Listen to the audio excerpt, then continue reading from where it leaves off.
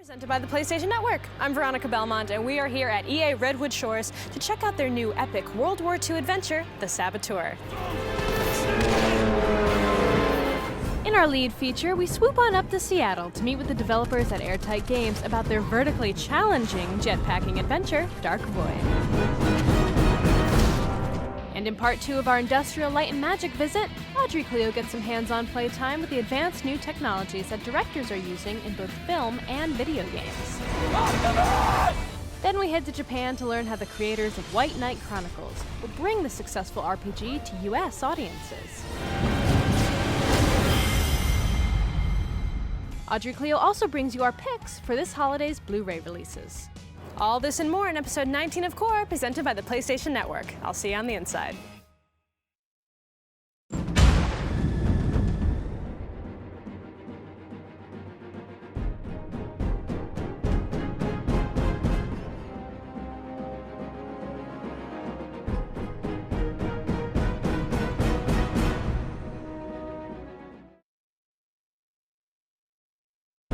In a sleepy office park in Seattle, the development team at Airtight Games is hard at work to transport you to another dimension in their upcoming game, Dark Void.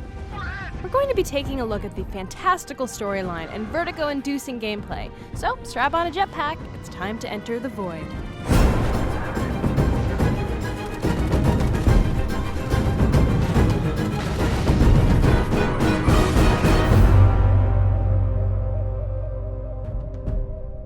First, you might be a little skeptical of Dark Void's paranormal premise.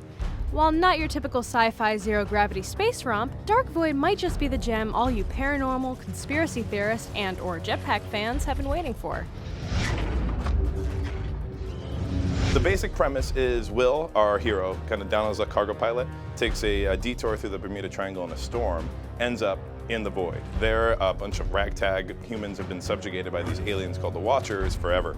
Will ultimately hooks up with the resistance movement, a bunch of guys trying to get back to Earth, fighting the Watchers, which Tesla has sort of been the brains of for a while. Will becomes the agile brawn, the two join forces, and you begin to kick a lot of alien butt on your way to sort of get yourself back to Earth. The void is a dangerous place full of hostile environments. Dense, lush jungles, precarious cliffs, and giant jutting pillars made of rock that reach up to the sky, their bases obscured by the clouds below. Throughout these locales are all kinds of amazing structures built by the Watchers, which pose unique challenges as you pick and choose how you want to take them out.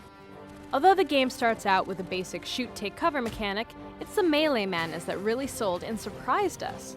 These moves aren't only fun, but also add some flourish as a finishing move to a shooting charge, and frankly, that just doesn't get old. Your first real mission involves helping Tesla collect bits of technology with the help of the Watcher hover pack he gives you. Take whatever you need to repair the planes, but make sure you retrieve the sonar box. I've marked its location. It's actually a great way to get used to negotiating the treacherous ledges in the void. Although the Resistance has some basic weapons you can use, it's the Watchers' advanced technology and weaponry that kick futuristic butt. You know how to handle that? What do you think? You'll start out with a Survivor-made Liberator machine gun you find. While basic and perfectly functional, you'll very quickly come across an Oppressor, which is basically a Watcher machine gun, which we preferred because it has a certain alien-busting je ne sais quoi. But our personal favorite is the Disintegrator. Although touting much less ammo, it can obliterate a Watcher in one single, satisfying blast. And grenades always come in handy when you find groups of Watchers in a small area, or if you need to blow through a sealed door. We like the Watcher grenades in particular, since they create an expanding orb of death that instantly cooks those critters into a crisp. Upgrade any and all of these weapons at caches in a number of ways by spending collected energy both released from dead Watchers and also hidden in other locations. Since taking cover is such a big part of Dark Void, you'll be able to blast away wildly at Watchers from behind various objects, or zoom in and take more precise aim. And just a warning, be sure to take your Dramamine before strapping on your jetpack, because as you progress through the game, you'll be introduced to all kinds of vertigo-inducing sequences, including the innovative vertical cover system, where you battle the Watchers on, up, and over cliffs. Even if you aren't really afraid of heights, you'll still get that sweaty palm feeling, especially since sometimes you won't know which way is up, well, until a body falls past you. Yep, that gravity will always keep you down. We definitely wanted a touch of vertigo for sure. There's something that is really exciting the first time you go into vertical cover and you're looking down and you're looking off this big cliff and you get that little butterflies in your stomach. Once you get the hang of the vertical level design and the hover pack, it isn't long until you take a leap of aerodynamic faith with the jetpack and never look back. Well, here goes nothing. Try to get those cheesy Rocketeer images out of your head because this bad boy does double duty, letting you hover angelically or zip around like an airborne maniac. The flight in Dark Void is impressive. Flying with the jetpack on is pretty seamless, but takeoffs and landings can be tricky. But you can always use the hover mode to ease the transition. Once you get the hang of the flight mechanics, you'll soon find yourself outclassed by some funky-looking Watcher ships. If you get close enough, you can actually hijack one of these ships. That is, if you can hang on long enough by mashing the buttons displayed on the screen as they try and shake you, blast you, and basically make your life difficult. But payback is a bitch, and once you pry open the ship's control panel in a fun skyjacking minigame, you'll get your chance to show that otherworldly enemy pilot inside exactly what you think of his flying skills. Yeah, that's gonna hurt.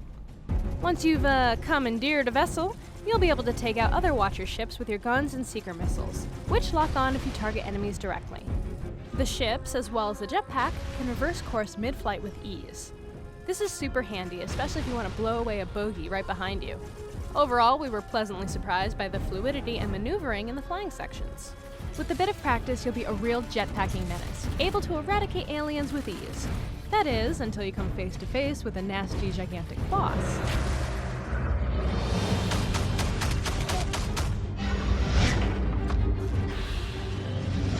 We are a Capcom game, so we definitely pump up the boss fight stuff at certain points. I would say that the game definitely gets epic. There's moments where you're flying around in your rocket pack, you've got the Ark, which is the Survivor's giant airship that's with you, and you've got other Watcher airships that are coming in and UFOs, so it just becomes a huge dogfight.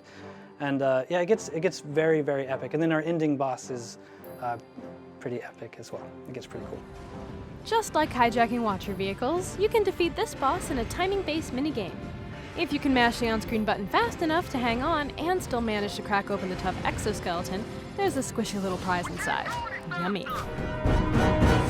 All in all, our hands-on time with Dark Void left us intrigued. Variety is the name of this action-packed game, with plenty of it throughout. The fantastical storyline is over the top and should keep anyone with a penchant for the paranormal interested. The vertical navigation and combat is dizzying and innovative, and the flight combat defies gravity with aplomb. In Dark Void, there is one thing you can always count on. What goes up must come down. And for us, this Capcom release is on the up and up.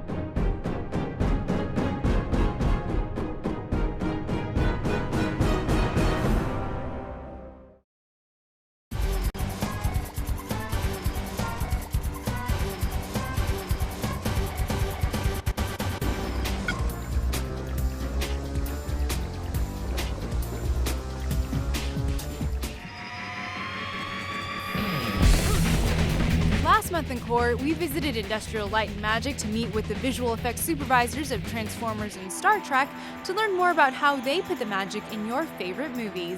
Now we're headed back to see firsthand what new toys they have in their toolbox and how they're used. It seems like before game designers wanted to be more like filmmakers, but now there seems to be a convergence. The advancement of computing, obviously, processing power, graphics cards, everything is allowing us to now leverage some of the technologies of filmmaking in the game world.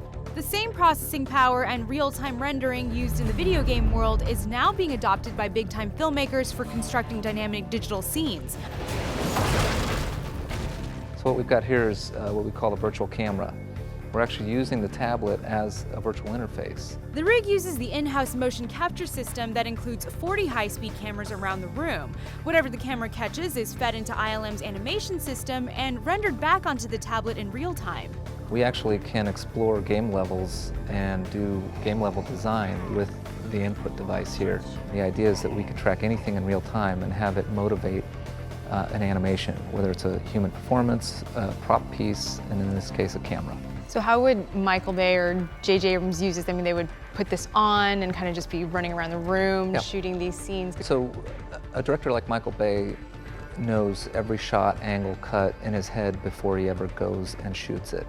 Having the virtual camera allows Bay and other movie makers to step into the 3D scene, experiment with different angles, and shoot them all in real time. Your subconscious recognizes the moves as like a real camera would move on a real movie.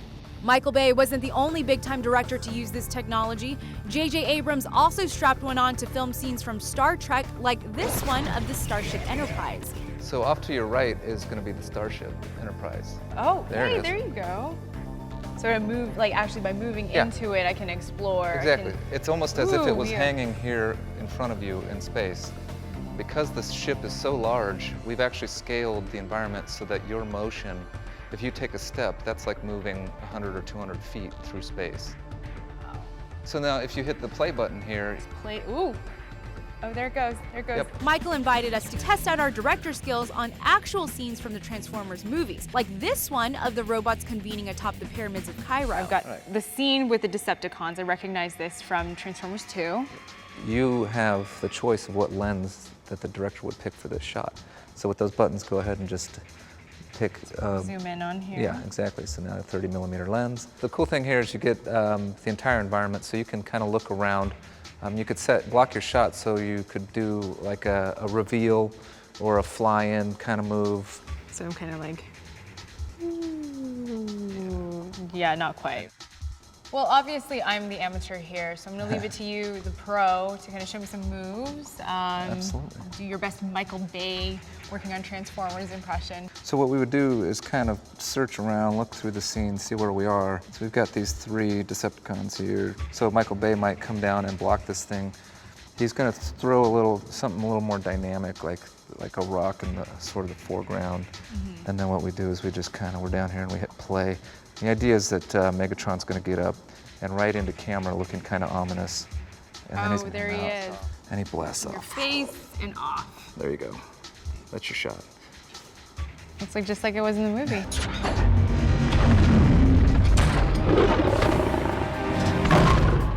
Toys like this one make video game and movie production much more seamless, since it makes those imaginary worlds we see at home or in a theater a little more real.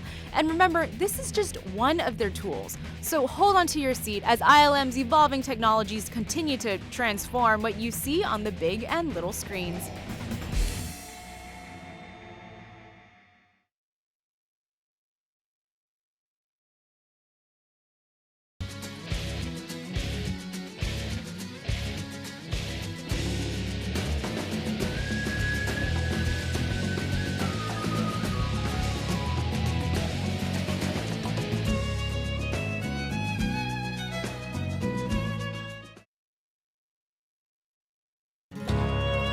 PlayStation developer Level 5 first made an impact with its action RPG Dark Cloud, a game that launched with the PlayStation 2 and was highly acclaimed for its unique town-building georama mode, randomly generated dungeons, and delightful visuals.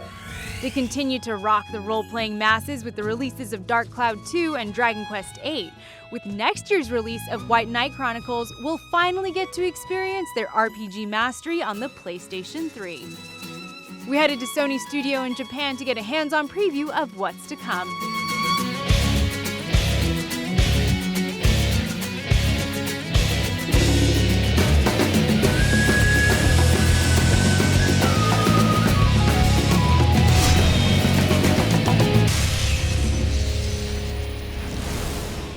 White Knight Chronicles is a classic save the princess tale full of ethereal, otherworldly backdrops, impressive customization options, colorful characters, action-packed real-time battles, and some really big surprises. As the game opens, the town of Ballandor is prepping for a royal coming-of-age ceremony for the beautiful Princess Cisna, and lead character Leonard is charged with upping the shindig's Bacchus factor by supplying the party with a huge shipment of wine. Not content to just be the evening's vino courier, Leonard lets curiosity get the better of him and sneaks into the party unnoticed. Little does he know, though, that an evil band of raiders, the Magi, are about to attack the castle with an army of dark knights and one ginormous roaring beast.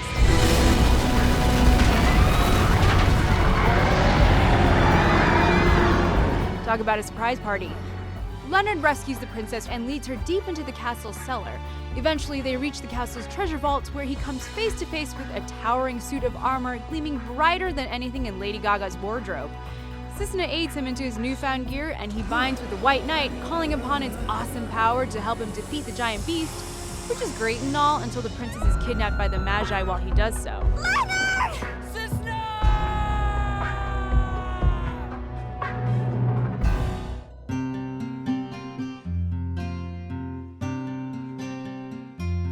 White Knight Chronicles takes place in a colorfully vibrant and almost fairy tale-like world. From its fantastical, architecturally impressive cities and towns to its lush, hilly, grassy plains and golden hot deserts, it's a veritable fantasy feast for the eyes. Even the scale of some of these locales is bound to make your jaw drop. For example, check out this huge turtle-like beast called the Demithor that holds the entire industrial city of Greed on its back. We wanted to make this a big-scale RPG for PlayStation 3 with interesting situations and show scenes never before seen even in fantasies. We had decided from the very beginning that we would work those kind of interesting scenes into the game. WKC scenery is all brought to life with fluid animations, which are best highlighted through some stunning cutscenes.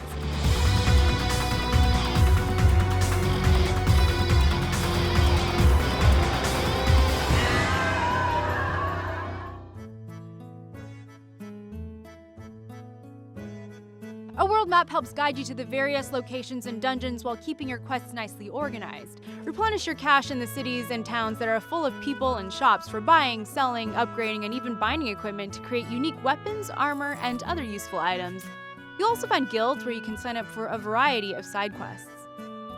Venture outside city gates to find the caverns, mines, and other intricate dungeons loaded with hidden treasures, supplies, and a wide variety of baddies. But there are a number of goodies too. Leonard makes many new friends and interacts with some bizarre characters along the way. In this world, there are humans and tribes that are non-humans, and one of the underlying themes of the story is the struggles between the humans and the tribes with attributes that are just a little bit different from humans. So within the framework of this war between the races, there are encounters with these people. Sometimes they're friendly, sometimes they fight. I think in that sense, this piece contains a theme that is more true and realistic to humanity. The first of Leonard's many cohorts is actually a custom character that you set up at the very beginning of the game. We were surprised at how detailed the avatar creator is. Even more surprising, though, the variety of combat. Like in any great RPG, most of the game is spent navigating from place to place and tousling with the nasty creatures you encounter. But before you venture into harm's way, you have to prepare your party for battle, and this is where White Knight's customization features shine. As you earn experience points in battle, you also gain skill points. These can be spent on learning specific skills in categories like elemental magic, sword, staff, and axe skills. After acquiring some of these, simply pick the skills you want to call upon in battle and install them into command slots in whatever order you prefer. Maximize each of your learned skills by creating custom combos that can also be assigned to these slots. Thankfully, all of this prep time pays off. If you set up your party strategically, actual combat is a breeze. Executing commands is also a cinch. While this ring is charging, just select your next move in the combat menu and press X when it's ready. More powerful moves and combos require what are called AC points, indicated by this meter. As you take damage and use skills that do not require AC, you gain AC. Build up enough points and you can pull off powerful moves and combos for fast takedowns. At any time during combat, you can switch between any of your active party members, change strategies, use items, or even change equipment. But the thrust and center of White Knight's combat is Leonard and Friend's ability to transform. Our hero and a select few characters in his party have the ability to morph into gigantic, towering knights, extremely powerful and extremely necessary when taking on equally gigantic foes. For me, the main aspect of the game design, or the entire project, is the keyword henshin, meaning transformation. It is something that exists in Japanese hero stories where the hero becomes a stronger, better person by morphing. It makes for very interesting combat situations, so I really wanted to use this in the game. How we incorporate this transformation in the game was an important consideration in our design philosophy, and we were certain that it would be the key element in the end. Each knight has its own list of skills, stats, and equipment, which can be upgraded as the game progresses. Using your knight sparingly is important. If you think a boss battle is looming or see a giant troll ahead, charge up those AC points before you venture on, or you might be in trouble. Believe it or not, we're just scratching the surface of WKC. For example, the game boasts a unique online component that combines single-player elements with a multiplayer co-op mode, letting you play as your custom avatar in side missions and share content with friends. For the SimCity lover in you, White Knight also features a custom hometown builder called the Georama system. Use it to create a town for your avatar from scratch by using items and money collected from battle, chests, and other places. As you develop property for your town, add in shops, houses, farms, fences, trees, and more as you please. You'll also have to recruit residents to live in and work there. Once your little WKC community is hustling and bustling, it can actually become a source of items and supplies for Leonard. And by using GeoNet, you can even upload and share your towns with online adventurers to help them get started. Ultimately, we find White Knight Chronicles to be a slick JRPG with a charming story. It looks great, is easy to play, and innovates in areas of customization and online features. Considering how few RPGs are out there for PlayStation 3 right now, adding this White Knight in shining armor is a must-have addition to your role-playing roster.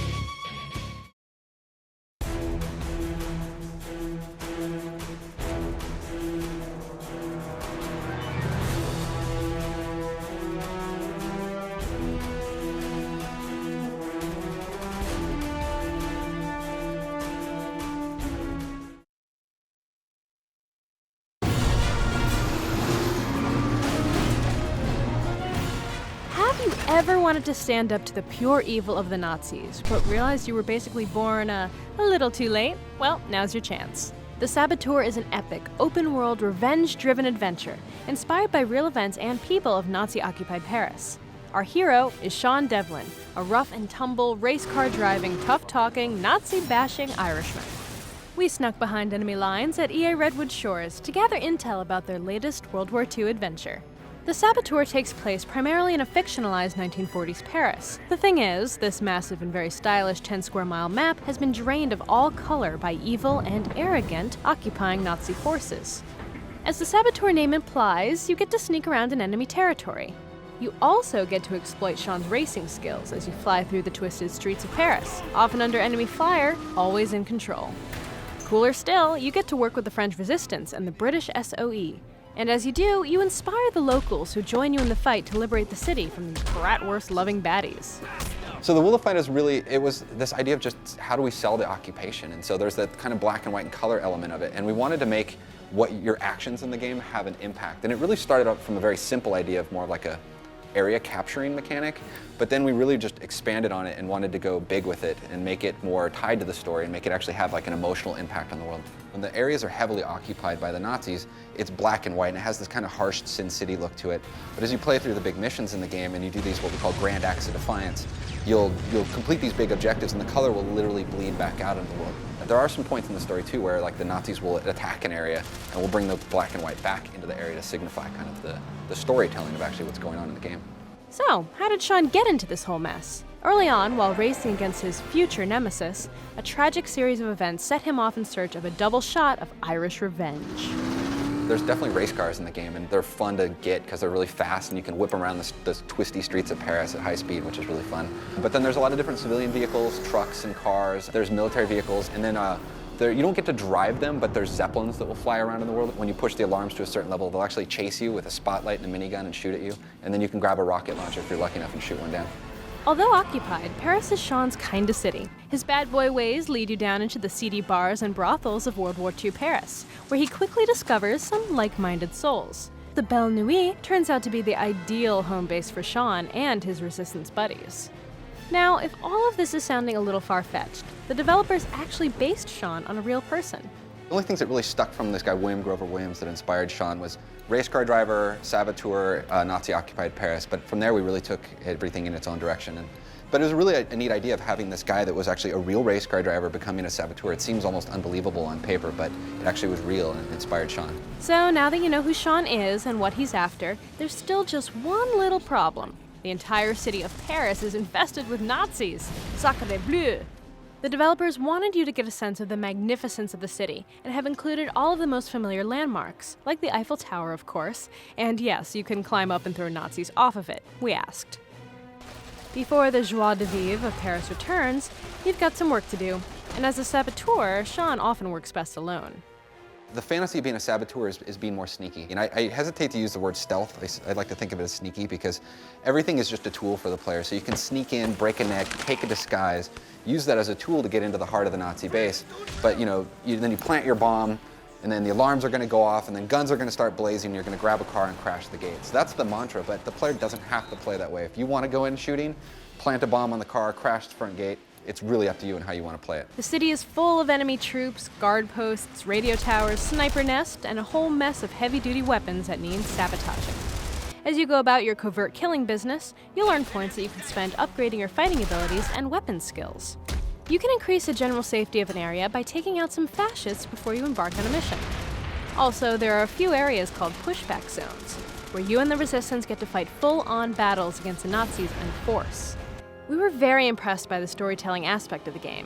The cutscenes are gorgeous, well-written, and well-acted. These are the moments where Sean's character and personality shine, as he cranks up his Irish charm and really showcases his unique way with words.